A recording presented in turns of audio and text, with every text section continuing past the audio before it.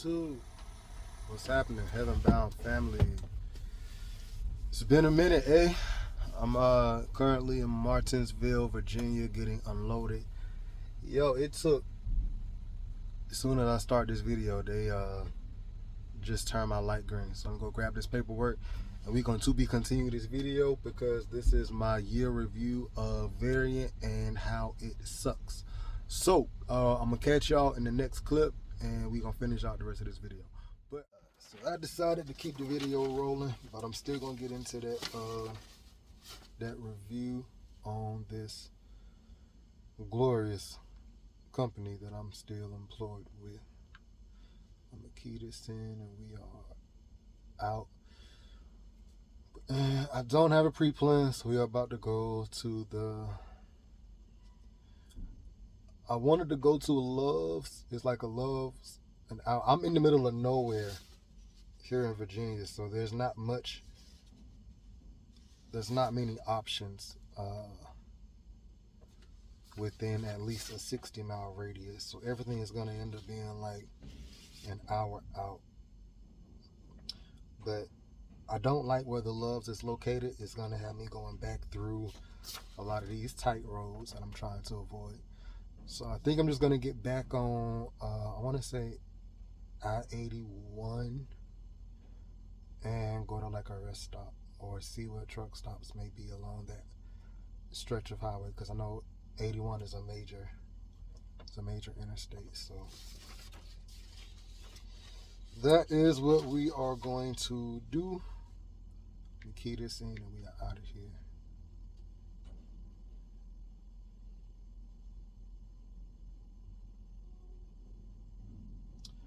I don't know what the BOL number is. We just going to put, I think it's 291. And it was 255. It was a light load. This load was like 6,000 pounds.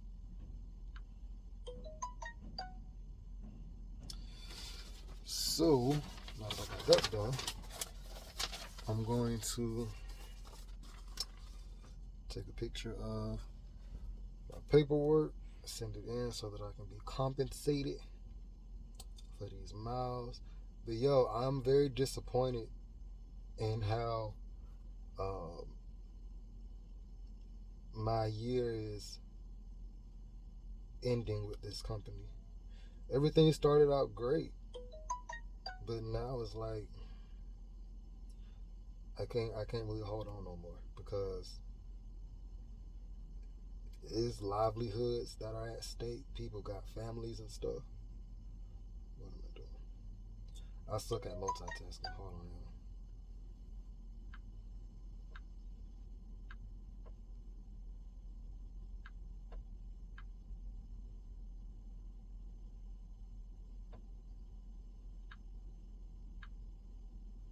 Okay.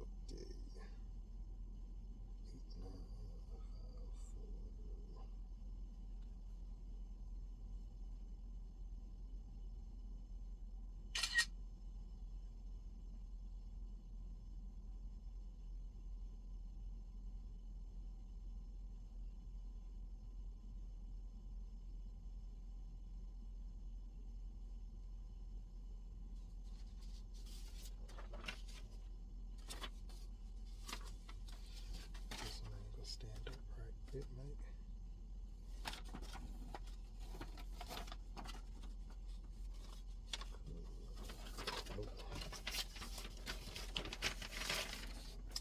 Have to take a picture of it on the floor.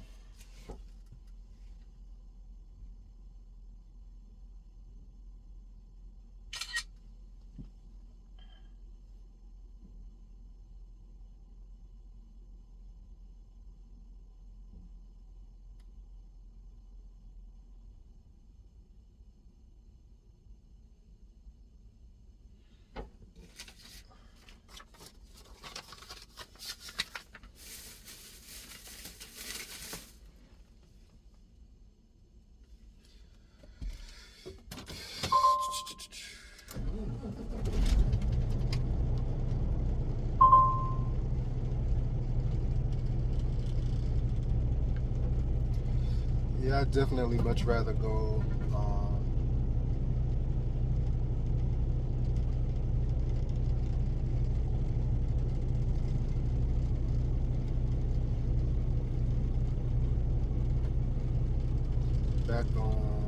I-81. Because I uploaded another video a little while ago where you see me turning through Blue Ridge Parkway. That was not fun. And it was mad dark. Like, when I tell you they had no street lights whatsoever, but it wasn't fun. So I would much rather just go back to a main highway, because more than likely whatever load they have me getting from out of here is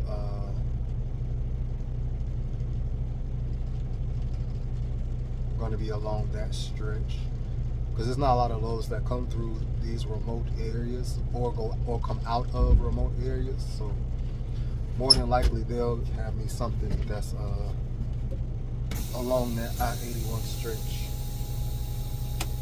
more than likely. So we're gonna keep it moving. I started. Turn this around.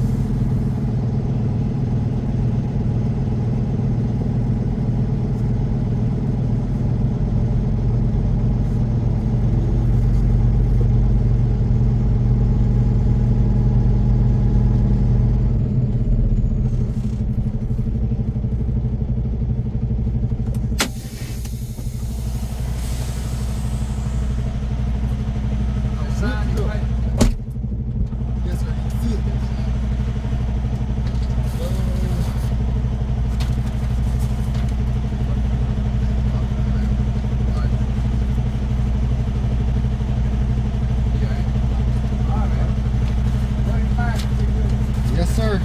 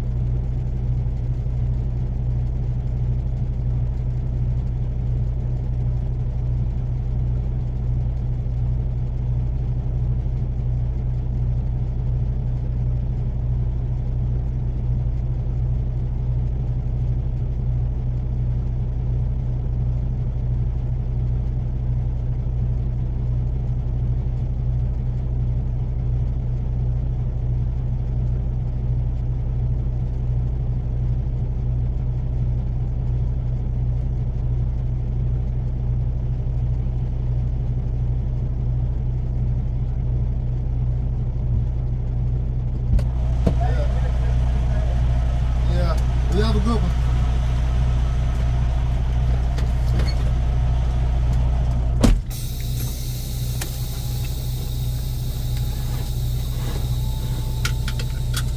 Alright, we are out.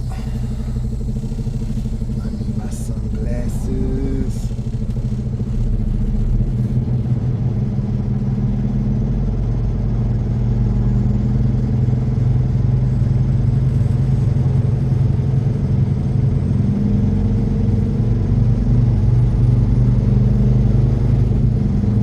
right, then turn left.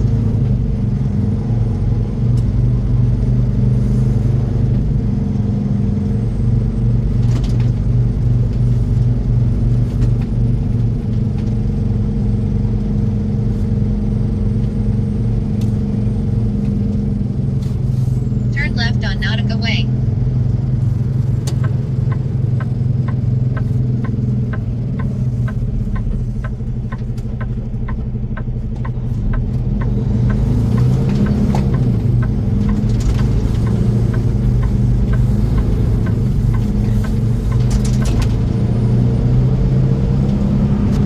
Point 3 miles ahead, turn left on Beaver Creek Drive, Route 1181 West.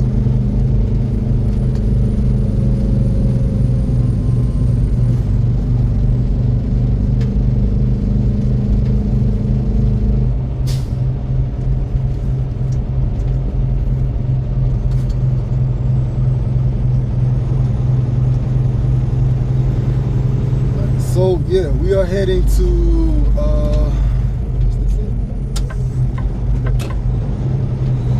we're heading to back to I-81. Turn left on Beaver Creek Drive, I Route got my 1181 GPS set West. for a rest stop, but if I come across a truck stop along that I-81 stretch, I'm gonna be on. I'm gonna just go to that truck stop.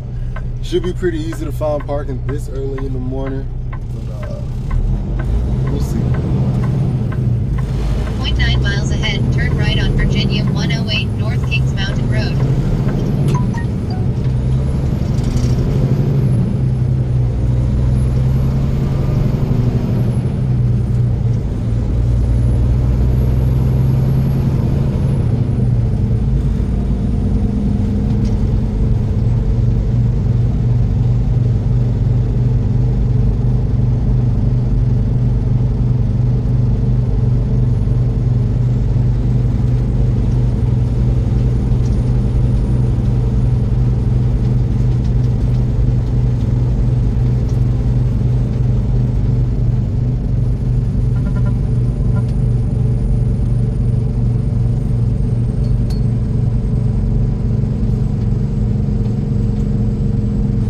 Point 3 miles ahead, turn right on Virginia 108 North Kings Mountain Road.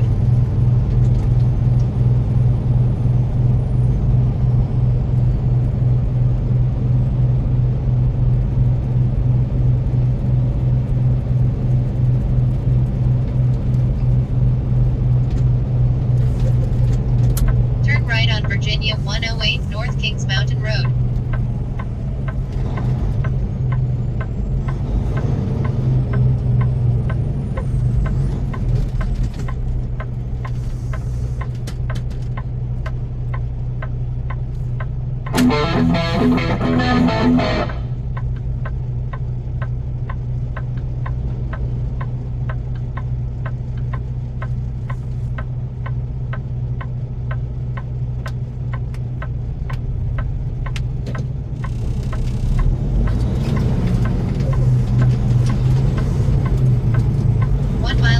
Stay on Virginia 174 South Kings Mountain Road as Virginia 108 splits off.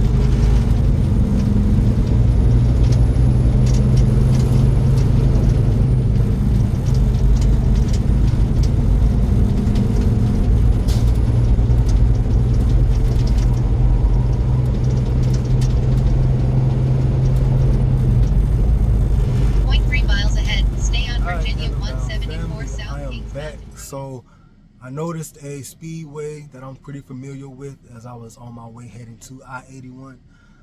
So I decided to just stop here since it was already right here. It has a Bojangles attached to it. So I want to grab me something to eat, and now we get ready to get into my year review of drumroll Variant. I am utterly disappointed in everything that is going on right now with I don't really want to say with the company, but the changes that they're implementing are a very big inconvenience. And I want to speak specifically on the Dallas terminal location for right now, because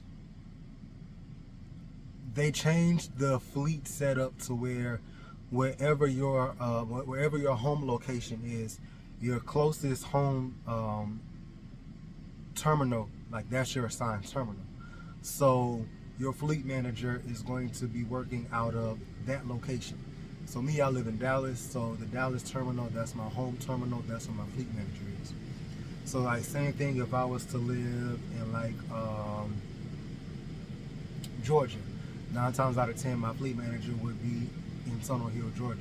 They set it up to where wherever your home location is, your nearest terminal, that's where your home terminal is, that's where your fleet manager is. It's supposed to make it easier, but I don't think it's working out the way that they intended. Dallas is a pretty big terminal. It's the largest capacity of drivers. It holds the largest capacity of drivers. So there's a lot that they are trying to get organized and mapped out.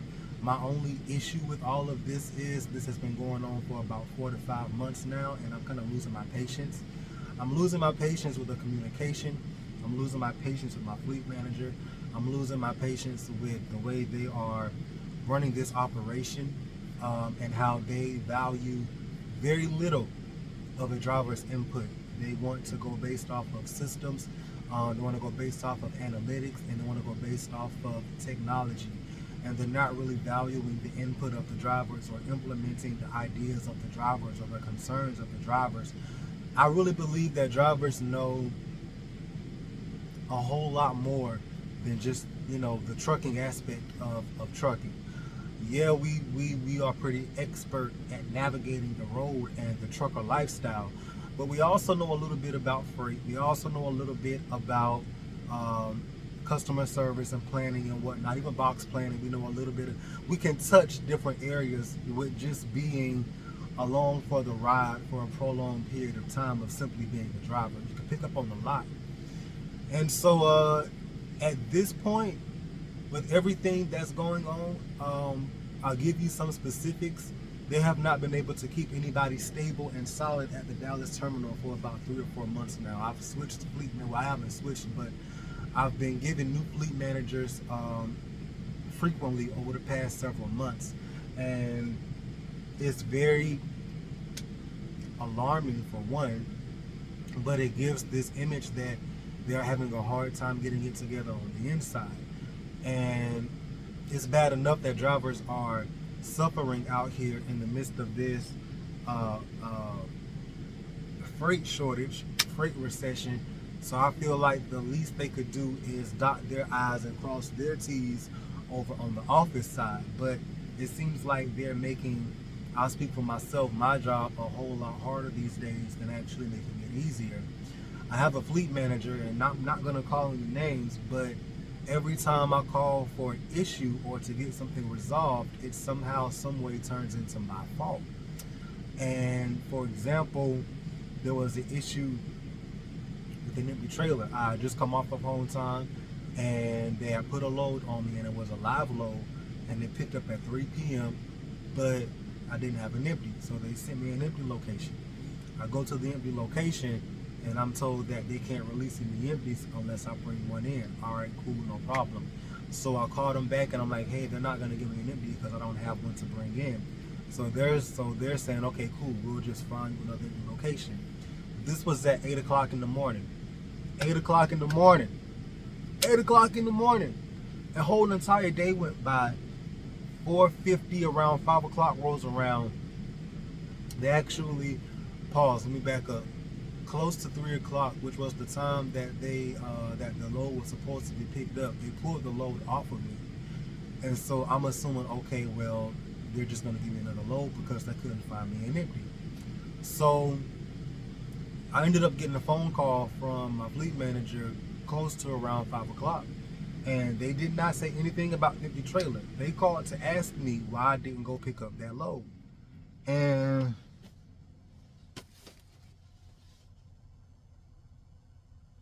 I'm not sure why my declimate just turned off. But anywho, they called me to ask me why I didn't pick up the load. So my response was, the last time we spoke, you told me that you were going to locate me another empty. Well, with that being said, it turned into a, well, you should have been proactive and you should have reached out and said, hey, what's going on with the empty? Why would I have to do that when the last thing you told me out of your face was you were going to locate me another empty, which means you are going to contact Box Planning and make sure that they locate me another empty, or follow up with them and see where they are with locating me an empty. Well, that turned into my fault because I was not being proactive. So that really pissed me off. So that's strike number one right there.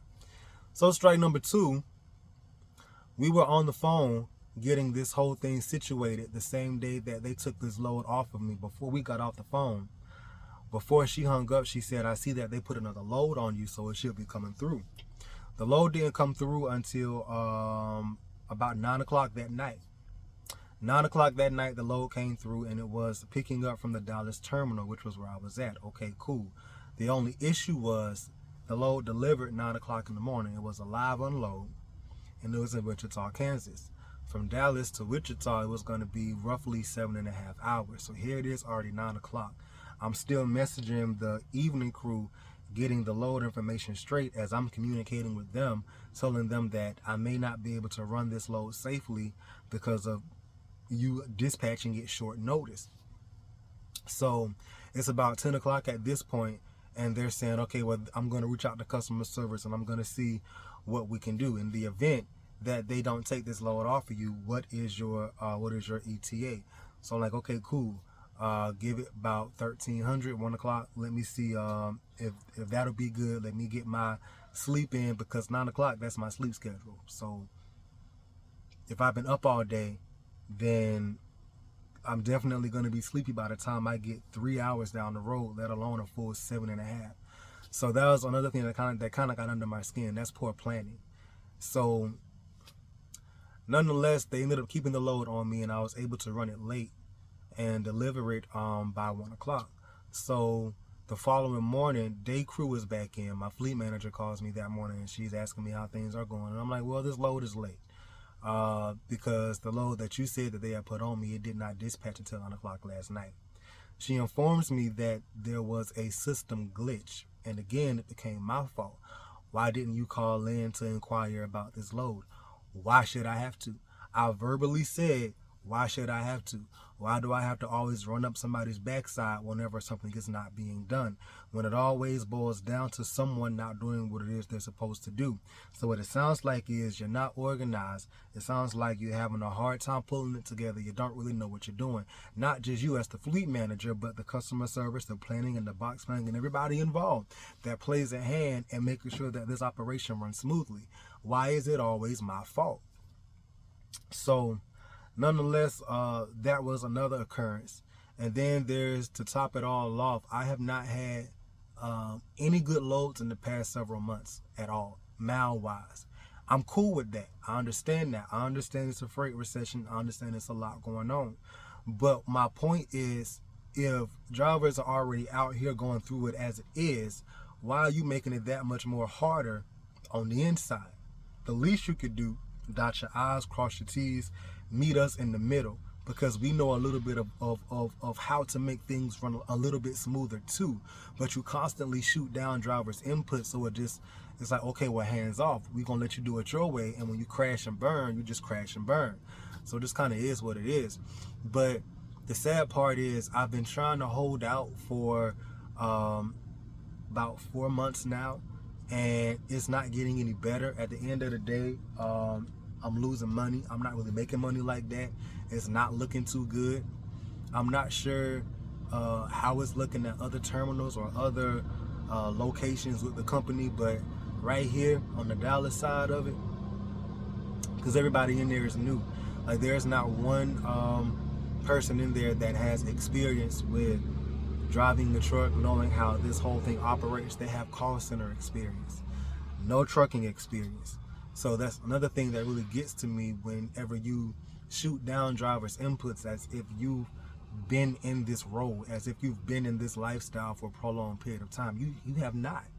So they're not really hearing you out. They're going based off of systems and diagrams and analytics, and it's just really annoying at this point. So yeah, it's been very disappointing, to say the least. And in this industry, it's definitely a place where you have to bite your tongue, and I've been biting it a lot. And so yeah, it's like I'm about at the end of my rope with this, and I'm about to go someplace else. Because I mean, don't get me wrong, I still do like, I think the company as a whole is a great company, but I just feel that what they're trying to implement is not giving the result that even they expected, and it's affecting drivers very heavily, and it's just not going good right now. It's just not going good at all. I don't like it. It sucks. And yeah, people's lives are attached to this. Like, this is your money maker. It's how you provide for your family. So I'm looking into other opportunities, other avenues. I've been considering local for quite some time now. So we're gonna see what's up. We're gonna see what happens. But as of right now, my year review, it started out good, but it ended very bad because of all of the changes they're trying to implement, and the new people not having experience in any of this. It's just, I'm not feeling it. I'm just not feeling it. So, but I'm definitely going to keep you guys updated and posted on where I'm heading at next. As of right now, I do not have my 2-week notice in, but it is coming very soon. Luckily about this company, after 1 year, you do get 7 days of paid vacation. So I am going to utilize that to my advantage and attach that to some home time and run them together, so that I can take advantage of that block of time to get situated. But yeah, I'm pretty much at the end of my rope. I think I'm done with Variant. And besides that, I think that they should expand and began to add on some dedicated contracts, and it'll keep drivers able to maneuver like within the same sector. Like, you could stay with Variant but just go do something different in Variant. Only bad part is Variant is 100% over the road. US Express, you got some local positions as well as dedicated lanes and all that kind of good stuff, but this has put a bad taste in my mouth for US Express and Variant. So now I'm just ready to go all the way around. But ultimately, the situation that's happening with me personally is not an issue with the company per se. It's more so on the office side at Dallas. So if I could just stay with Variant and go to another like avenue or department or fleet or whatnot, I definitely would. But because that is not an option for Variant, with Variant, I think I'm just going to go elsewhere. And plus, change is always good too. So it just kind of is what it is. Not only that, but like in our personal lives, something always happens in order for something to happen. And sometimes we just got to jump out there and allow ourselves to be recalibrated, because we can hold ourselves back. We can walk right past the open door for our destiny if we don't move and make moves in a timely manner and stuff. I'm not saying be rushed or anything, but definitely meditate on how things are going and where you are going and what's really going on and what's really happening, so you can have a firm idea of what moves you need to make. Because some instances like this is for you to just thug it out and just roll with it, and then you have some cases where it's just time for you to go. And when it's time for you to go, then you got to know, okay, well, what direction do I head in? So you kind of definitely want to be connected to your inner man and really see what's going on, because God has a lot of ways of communicating, and one of the biggest ways he communicates is through situations like this. He will allow things to become disrupted and uncomfortable for you in order for you to move in another direction. So I'm led to believe that that's what's happening now. I have no regrets for the time that I have been with the company. It started out very well.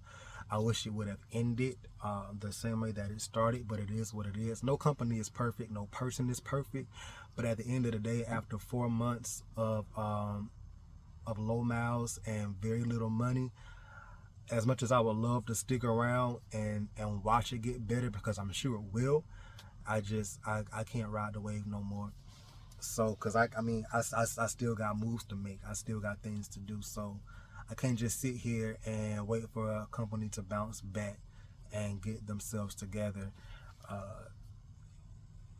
It's just time. And then plus, I think a year is a good enough time also, because it shows that I'm not really job hopping, but I can actually be settled someplace for at least a year, which is good. So yeah, it just is what it is.